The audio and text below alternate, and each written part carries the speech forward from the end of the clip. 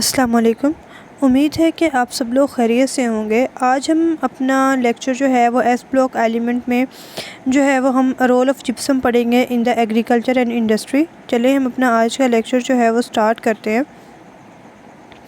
सबसे पहले तो हम यह देख लेते हैं कि जिप्सम जो है वो होता क्या है। तो जिप्सम जो है वो एक सॉफ्ट सल्फेट मिनरल है जो कि नेचुरली पाया जाता है और नेचुरली इसकी जो कंपोजिशन होती है वो होती है कि कैल्शियम सल्फेट डाईहाइड्रेट। ठीक है, तो इसको CaSO4.2H2O से लिखा जाता है।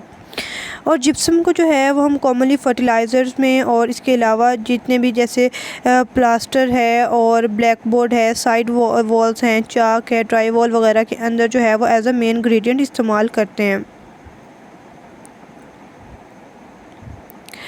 तो जिप्सम जो है ये हाइड्रेटेड कैल्शियम सल्फेट भी जिसको हम बोलते हैं। ठीक है, तो ये एक इस तरह का मिनरल होता है जो कि तमाम दुनिया के अंदर जो है वो लार्ज डिपॉजिट्स की फॉर्म में एग्जिस्ट करता है, ये पाया जाता है। और जिप्सम जो है इसको हम सॉइल में अप्लाई करते हैं और जिससे जो है ये सॉइल के अंदर जो है वो कैल्शियम और सल्फ़र की जो कंसंट्रेशन है उनको बढ़ाता है। और इसी तरह calcium supplied by the gypsum is in fertiliser is of the importance in the crop production in the area where the soils are subject to extensive leaching. तो इस तरह के एरियाज़ जहाँ पे जो ज़मीन है या मिट्टी है उसमें लीचिंग का प्रोसेस होता है। ठीक है, तो उस तरह की ज़मीन में जिप्सम जो है उसको अप्लाई किया जाता है ताकि वहाँ पे जो फसलें हैं उनकी अच्छी मिक़दार जो है उसको हासिल किया जा सके। नेक्स्ट ये है कि सल्फ़र जो है वो उसको मतलब प्लांट्स के लिए भी एक एसेंशियल कंस्टिट्यूएंट होता है और सल्फ़र के जो कंपाउंड होते हैं वो सॉइल के अंदर डाले जाते हैं ताकि उनसे जो है वो पौधों की जो ग्रोथ है वो अच्छी हो सके। ठीक है, और इस तरह सल्फ़र जो है उसका इन्फ्लुएंस होता है क्लोरोफिल की डेवलपमेंट के ऊपर भी। ठीक है, और क्लोरोफिल जो है वो पौधों को आप कह लो कि सब्ज़ रंग जो है वो देता है। ठीक है, और इसके अलावा जो है वो ये ना सिर्फ क्लोरोफिल का एलिमेंट होता है बल्कि वो तमाम एलिमेंट्स जिनके अंदर सल्फ़र की डेफिशिएंसी होती है उनमें पेल ग्रीन कलर का जो है वो बन जाता है। ठीक है, तो मतलब उनके अंदर जो है वो क्लोरोफिल डेवलप नहीं हो सकता अच्छे से, तो उनका अंदर जो है वो ग्रीन कलर नहीं रहता फिर।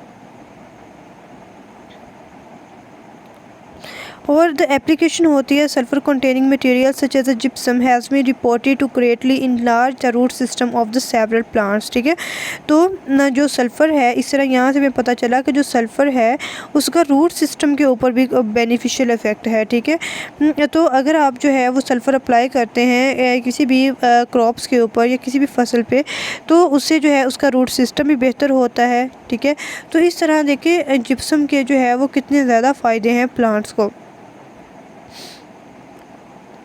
जब हम जिप्सम को हीट करते हैं अंडर द कंट्रोल कंडीशन तो ये अपने 3/4 वाटर जो है उनको लूज़ कर देता है और इससे जो है वो हमारे पास एक प्रोडक्ट बनता है जिसको हम प्लास्टर ऑफ पेरिस बोलते हैं। ठीक है, और अगर जो है वो हीटिंग बहुत ज़्यादा स्ट्रॉन्ग हो, मतलब बहुत ज़्यादा हाई टेम्परेचर पे हो, तो उससे हमारे पास एनहाइड्रस साल्ट बनता है जो कि वाटर को एब्जॉर्ब करता है स्लोली, और इससे जो है हमारे पास एक मटीरियल बनता है जिसको डेड बर्न प्लास्टर बोलते हैं।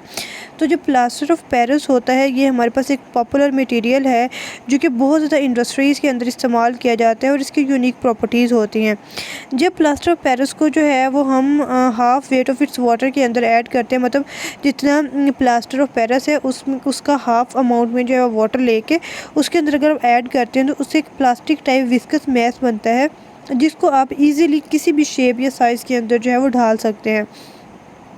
और अगर आप इसी मिक्सचर को है वो 10 से 15 मिनट के लिए रखते हैं तो उससे एक पोरस किस्म का जो है वो मैस बन जाता है।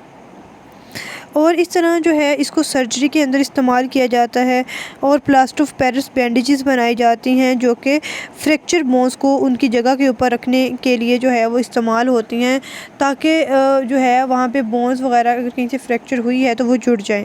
और इस तरह स्पेशल प्लास्टर्स जो होते हैं जिनके अंदर प्लास्टर ऑफ पेरिस पाया जाता है और उनकी अब जो है वो बहुत ज़्यादा डिमांड है।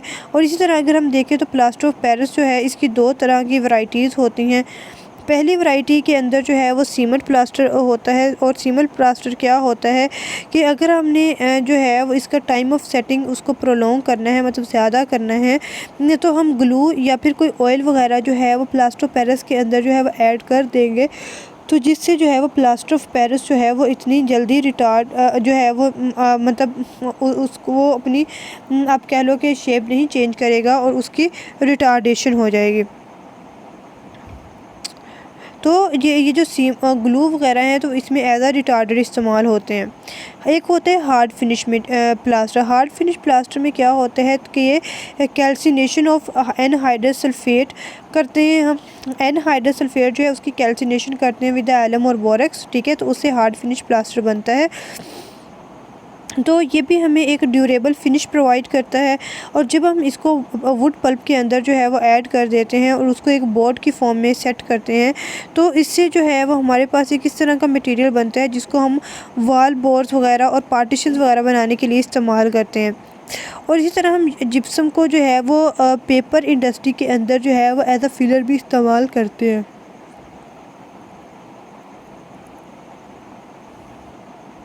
और जब द प्रोसेस जो होता है मेकिंग द पोर्टलैंड सीमेंट, ठीक है, उसको उसके अंदर भी जो है उसको हीट किया जाता है। और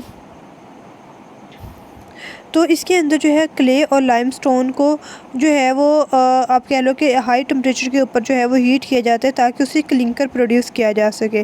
और क्लिंकर जो है देन उसको कूल किया जाता है और देन उसको आप कह लो कि पीसा जाता है फाइन पाउडर के अंदर। और जो सीमेंट है उसको इस चीज़ से बचाने के लिए कि वो इतनी जल्दी जो है वो हार्ड ना हो, तो हम क्या करते हैं कि उसके अंदर 2% जो है वो जिप्सम को ऐड कर देते हैं। और the addition of the gypsum increasing the setting time of the cement, तो उससे जो उसका सीमेंट का सेटिंग टाइम है बढ़ जाता है, मतलब सीमेंट जो है वो इतनी जल्दी हार्ड नहीं हो सकता। तो यही हमारा आज का टॉपिक था। आई होप कि आपको क्लियर हो गया होगा। इट्स टू सिंपल और इजीली जो है वो याद होने वाला है, ठीक है। तो अगर कोई आपकी क्वेरी है तो आप इसको कमेंट सेक्शन में पूछ सकते हैं। अल्लाह हाफिज़।